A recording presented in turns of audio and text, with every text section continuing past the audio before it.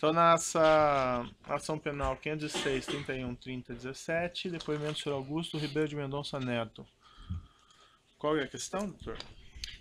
Excelência, pela defesa do ex-presidente Luiz Inácio Lula da Silva, eu gostaria de contraditar a testemunha, na verdade o depoente, tendo em vista que ele firmou acordo de colaboração com o Ministério Público e, portanto, é pessoa que tem interesse no desfecho da causa. E essa situação o torna, com o devido acatamento, inapto a prestar o testemunho nos termos da lei e levando em consideração as garantias previstas na Constituição Federal. Certo. Ficar registrada a contradita, em realidade... Oi. A defesa do acusado Branislav Conti, que subscreve a contradita formulada pelo eminente advogado do ex-presidente Luiz Inácio Lula da Silva, e acresce ainda que nós temos por inconstitucional o parágrafo 14 do artigo 4º da Lei 12.850, inconstitucionalidade essa que fica aqui suscitada a incidente, tanto. Certo. Excelência, a essas contraditas também adere a defesa de Antônio Palocci. Certo. Bem, fica aqui registradas as contraditas, não obstante a Lei 12.850 é expressa quanto à colheita do compromisso de dizer a verdade por parte do colaborador. E, além disso, por um ponto bastante óbvio, esse compromisso visa preservar não o colaborador, mas sim os eventuais pessoas implicados por suas palavras em crimes, colocando então ele sob o risco de perjúrio caso ele falte com a verdade. Mas fica registrada a contradita e vai ser tomado o compromisso ainda assim, certo? Então, senhor Augusto Ribeiro de Mendonça Neto, o senhor foi chamado nesse processo como testemunha, senhor Augusto, e além do senhor estar aqui como testemunha, o senhor também firmou um acordo de colaboração com o Ministério Público Federal. É isso mesmo? Sim, senhor. Senhor Augusto, por conta desses dois motivos, a sua condição de testemunha e esse acordo, eu vou adverti-lo que o senhor tem um compromisso de dizer a verdade, que se o senhor faltar com a verdade, o senhor perde seu acordo, e além disso, o senhor responde por crime equivalente ao de falso testemunho, certo? Sim, senhor. Também gostaria de deixar claro ao senhor Augusto, que o que interessa à justiça é apenas a verdade dos fatos, nada aí o senhor deve excluir ou exagerar, certo? Sim, senhor. Senhor Augusto, antes só de eu passar a palavra ao Ministério Público Federal, como eu adiantei no início da audiência no voo gravado, o senhor prestou um depoimento perante aqui esse mesmo juízo, uma audiência de 21 de novembro de 2016, isso na ação penal conexa 504-65-12-94, é uma ação penal também que tinha por acusado o senhor Luiz Inácio Lula da Silva, e esse depoimento que o senhor prestou está sendo aproveitado por esse ato com a concordância das partes. Mas ainda assim podem ser feitos questionamentos adicionais em relação a esse seu depoimento, certo? Sim, senhor. Antes só de passar a palavra, o senhor teria algo que o senhor gostaria de retificar nesse depoimento que o senhor prestou anteriormente? Eu não me lembro do depoimento exatamente o que eu disse ou não, mas acredito que não. Certo. Retificar, o senhor fala trocar, mudar? Retificar, não. Admitir que faltou com a verdade no depoimento anterior, alguma coisa assim? Não, senhor.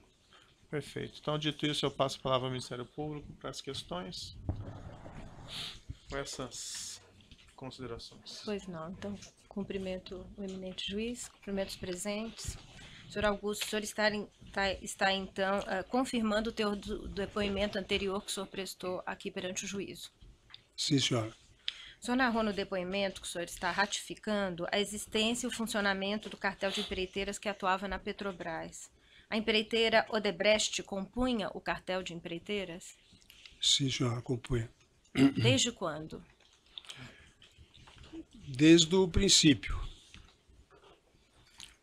O senhor disse no seu depoimento ratificado que o cartel teve duas fases. Uma primeira fase até 2007, 2008, o senhor confirma isso? Sim.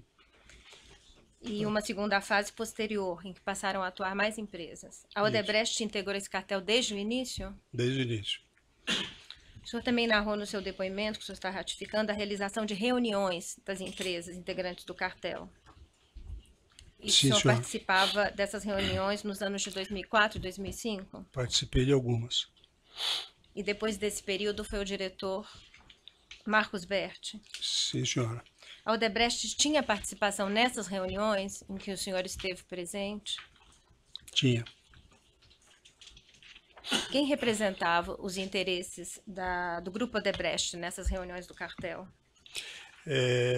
Basicamente o Márcio Faria. O senhor Das que tratou eu com- participei, foi ele quem participou. Sim, pois não, desculpe. Das que eu participei, foi ele quem participou. Sempre Márcio Faria. Em termo de colaboração número 1, é o anexo 70 da estação penal que está no evento número 1. O senhor relata que havia integrantes do cartel que formavam um clube VIP, que tinham grande poder de decisão. Quais eram essas empresas? As empresas que mais tinham influência sobre o grupo, na verdade essa denominação aí de clube VIP é minha, né? É uma suspeita, né? Mas as empresas que mais tinham influência eram Odebrecht, Camargo Corrêa, Andrade e talvez sejam e o TC. A Odebrecht, então, tinha papel de destaque. Tinha. No termo de colaboração complementar número 1, anexo 91, o senhor relata que a CETAL integrou o consórcio Interpar na Repar. A Odebrecht, a UTC e a OAS, pelo consórcio Couros e o consórcio IES e Queiroz, fizeram proposta cobertura em favor da Interpar? Provavelmente, sim, eu não me recordo exatamente quem fez proposta de cobertura, mas se são eles que constam na licitação, foi uma proposta de cobertura. O senhor se recorda, se em relação aos maiores empreendimentos da Petrobras, como Renest, Repar e Comperj, houve acerto do cartel? Na maioria, nos grandes pacotes, sim. A menos do Comperj, que, de uma fase para frente, o cartel perdeu a efetividade. E com relação ao Odebrecht, o senhor se recorda se ela ganhou obras da Petrobras em razão deste ajuste? Sim. Que obras? Bom, ganhou obras no Renest, ganhou obra no Comperj, que, se não me engano, chamavam Tubovia ou Interligações. Ganhou essa obra na Repar também. Ganhou alguns contratos. Certo. Sem mais perguntas. Você de acusação tem indagações? Sem perguntas. Os defensores dos demais dos acusados têm perguntas? Só algumas questões, Excelência.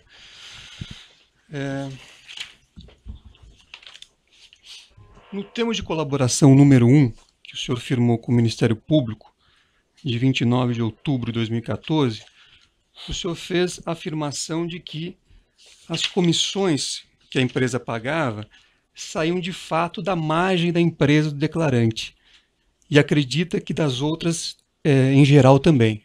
O senhor confirma essa afirmação? Sim.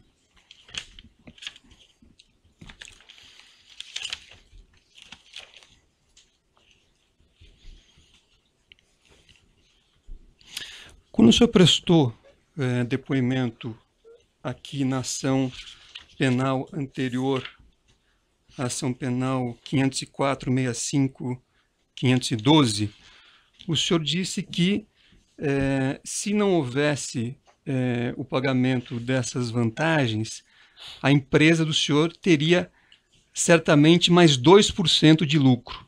O senhor confirma essa afirmação?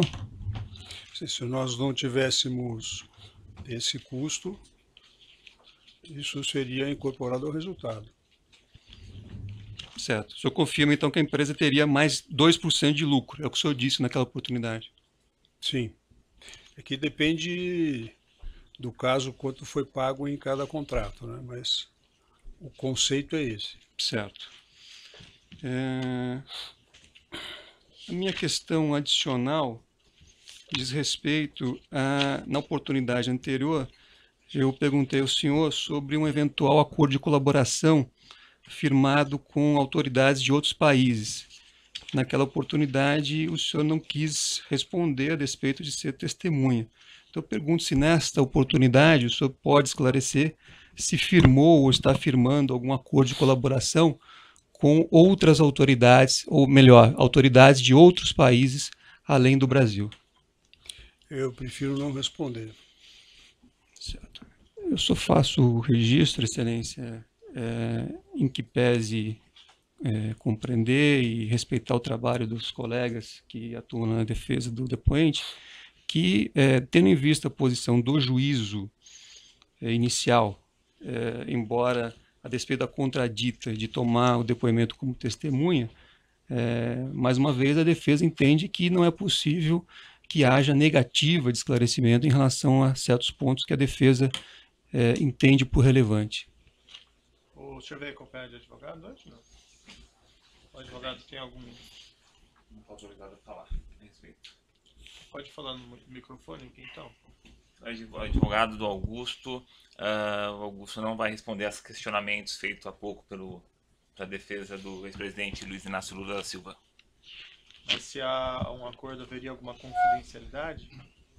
Não tenho autorização para falar a respeito, excelência. Não sou nem eu mesmo que estou sabendo desse assunto, não tenho condições de falar nada a respeito.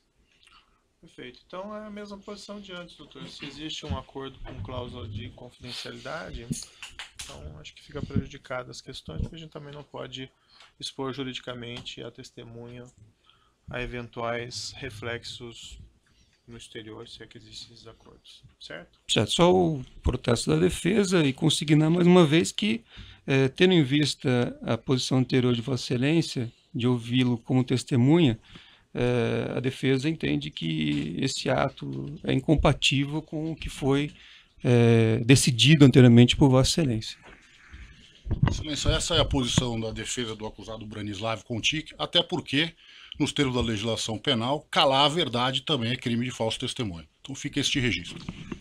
Certo, o juiz já decidiu isso, então, enfim, remeto ao que já coloquei. Mais alguma questão dos defensores? Sem mais perguntas da minha parte. Sem mais perguntas, Excelência. Outros defensores têm indagações? Então eu declaro encerrado o depoimento do senhor Augusto Ribeiro de Mendonça Neto. Pode ter uma gravação.